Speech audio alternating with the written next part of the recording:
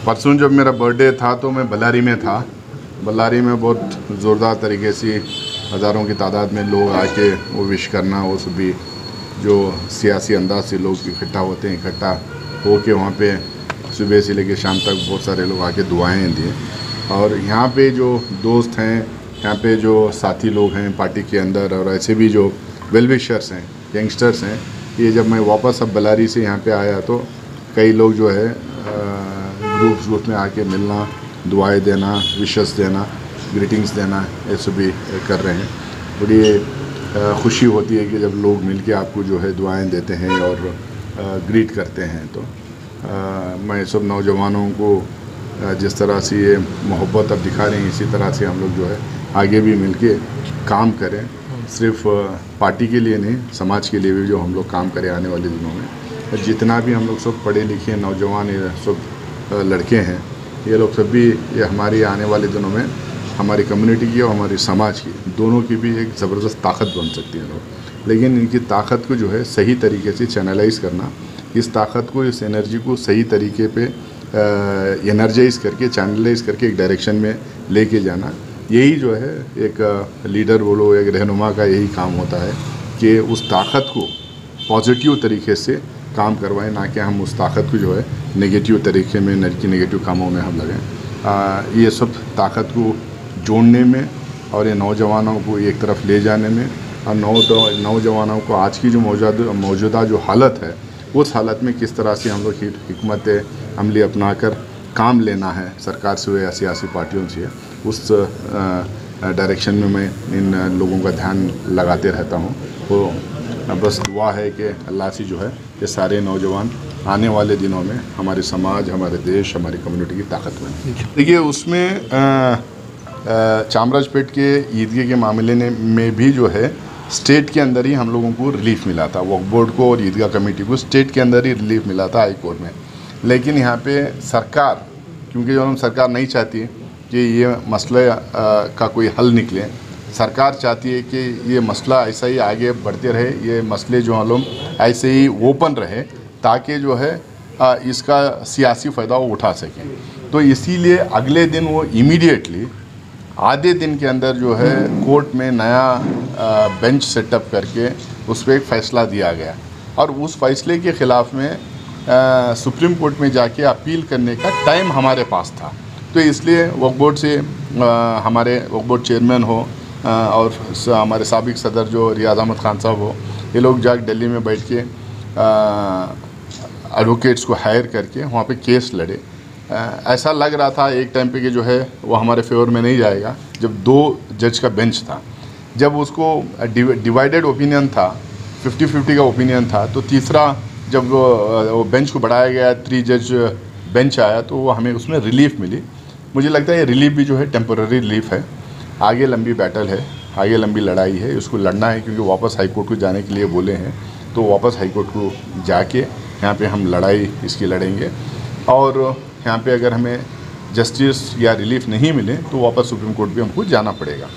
हुबली वाले मामले में क्या हुआ, एक दिन पहले जिस दिन हम लोग सुप्रीम कोर्ट में ये केस लड़ रहे थे, उस दिन यहाँ पे हाई कोर्ट में उस दिन शाम में डिसीजन होता है।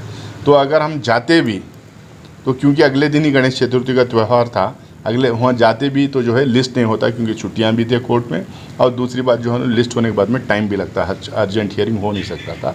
बट उस इशू को भी आने वाले दिनों में हम लोग उसको टेकअप करेंगे और लीगल तरीके से उसको लड़ाई करेंगे। लेकिन सबसे बड़ा सबक चामराजपेट का ईदगाह हो या बहुत सारे जो मसले भी सामने आ रहे हैं, इससे सबसे बड़ा सबक हम लोगों को ये सीखने की ज़रूरत है कि हमारे जितने प्रॉपर्टीज़ हैं, वफ़ के जितने प्रॉपर्टीज़ हैं, मस्जिदों के, दरगाहें के, कब्रस्तानों की, ईदगाहों के, शादी मोहल्लों के, स्कूलों के, यतीम खाने के, जितने भी हमारे प्रॉपर्टीज़ हैं, इन तमाम प्रॉपर्टीज़ का पहला जो है हम रजिस्ट्रेशन पक्का करवा लें। आज भी देखने को मिलता है कि 100 सालों की पुरानी प्रॉपर्टीज़ हमारे पास हैं, पेपर्स नहीं है हमारे पास।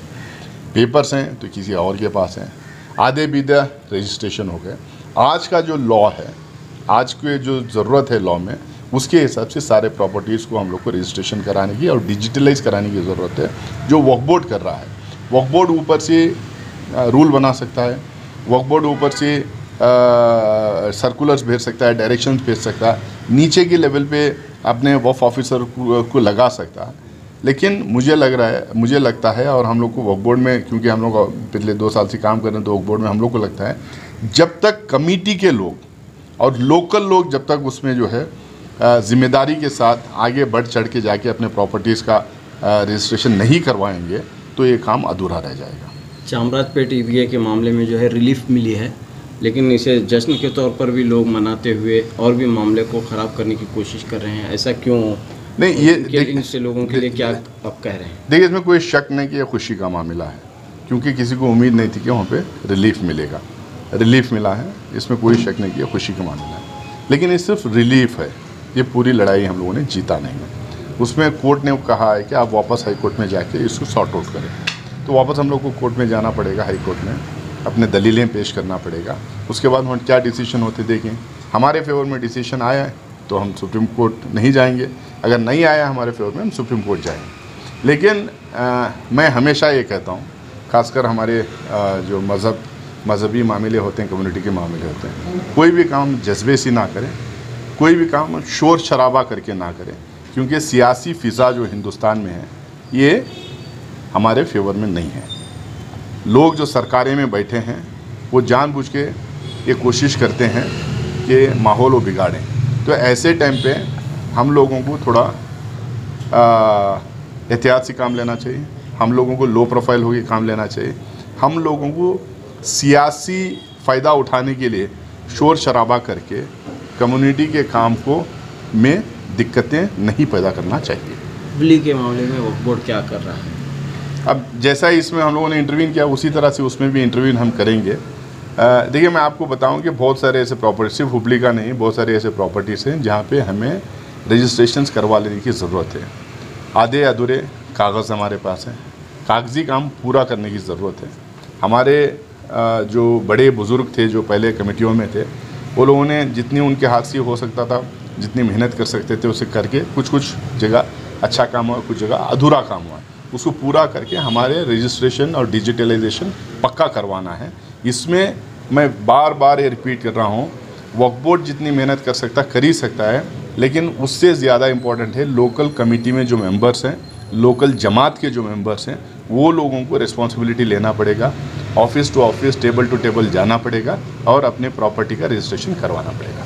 कहा जा रहा है कि वक्फ बोर्ड जो है हुकूमत के दबाव में काम कर रहा है। अगर हुकूमत के दबाव में वक्फ बोर्ड काम करता तो ये रिलीफ सुप्रीम कोर्ट में नहीं मिलती। जाहिर सी बात है, वक्फ बोर्ड के ऊपर हुकूमत का दबाव हो सकता है, दबाव हुकूमत करने की कोशिश भी करती है, और बाहर भी मैंने देखा है कि कई जगह टीवी इंटरव्यूज़ में कई लोग जो है जिनको वक्फ बोर्ड की फंक्शनिंग की कोई नॉलेज नहीं है, वो लोग ये कह रहे हैं कि सरकार उनकी है तो सरकार के ख़िलाफ़ कैसा वक्फ बोर्ड सुप्रीम कोर्ट में गई। तो इस तरह के सवालात उठा रहे हैं जो फ्रिंज ऑर्गेनाइजेशंस हैं, लेकिन उनको ये पता नहीं है कि वक्फ बोर्ड एक ऑटोनोमस ऑर्गेनाइजेशन है, सेंट्रल गवर्नमेंट के पार्लियामेंट एक्ट के तहत काम करता है, कॉन्स्टिट्यूट भी उसी के तहत होता है और एक्ट भी उसी के तहत करता है। सरकार इसमें बहुत ज़्यादा दबाव नहीं डाल सकती है। इसमें ये ज़रूर है क्योंकि सियासत है तो सियासी हथकंडे अपना के दबाव डालने की कोशिश करें, लेकिन हम किसी के दबाव में नहीं आएंगे। हम जहाँ वक्फ के जायदादों की हिफाजत करने की ज़रूरत है, जहाँ हमें जुडिशरी के दरवाज़े खटखटाना है, वहाँ पे जुडिशरी के दरवाज़े खटखटाएंगे। जहाँ पॉलिटिकल मसला उसको बनाना है, पॉलिटिकल मसला बनाएंगे। जहाँ मौजूदा सरकार के हुक्मरान से मिलकर बात करना है वहाँ मिल के बात करेंगे, लेकिन कोई भी काम हम जो है बिना अटेम्प्ट करे नहीं छोड़ेंगे। तो सर, मुल्क के मौजूदा हालात पर अवाम उन्नास के लिए क्या पैगाम रहेगा आपकी जानिब से? देखिए, मुल्क में जो हालात है, मुल्क में जिस तरह से की हरकतें देश भर में हो रहे हैं, इसमें यही है कि हम हर मुद्दे को जो है सियासी मुद्दा ना बनाएं, हर मुद्दे को हम लीगल मुद्दा ना बनाएं। हम लोगों को जो है नी जर्क रिएक्शन जिसको हम बोलते हैं, कोई मुद्दा आ गया तो कूद पड़े हम, हर मुद्दे में हम लोग को कूदने की ज़रूरत नहीं है, क्योंकि ज़्यादातर जो मुद्दे उठाए जा रहे हैं ये सियासी फ़ायदे के लिए मुद्दे उठाए जा रहे हैं। तो उसमें जितना हम लोगों को पहल करना है उतना ही पहल करना है, सोच समझ के पहल करना है। और मैं ये कहूँगा कि जिस तरह के हालात हो रहे हैं इसमें हम लोगों को ज़्यादा ज़रूरी है कि हम जितने भी रहनुमा हैं, चाहे वो सियासी रहनुमा हो, एजुकेशन फील्ड में हो, ब्यूरोक्रेट्स हो, जर्नलिस्ट हो, एडवोकेट्स हो, जितने भी हमारे दानिश्वर लोग हैं, सारे लोग हम लोग को कम्युनिटी को सिर्फ एक डायरेक्शन में हम लोग ले जाए कि हम जो है हमारे बच्चों को आने वाली नस्ल को हम लोग इल्म की तरफ हम ले जाएं, हम लोग जो है हायर एजुकेशन की तरफ उनको ले जाएं, इतना उनको मजबूत इल्मी तौर पे हम उनको बना दें कि जो है कल हमें किसी भी तरह की हमें दिक्कतें पैदा हो, किसी भी तरह की सियासी फ़िज़ा हो, किसी भी तरह का माहौल क्रिएट हो, हम लोग उससे जीत कर निकल पाएँ।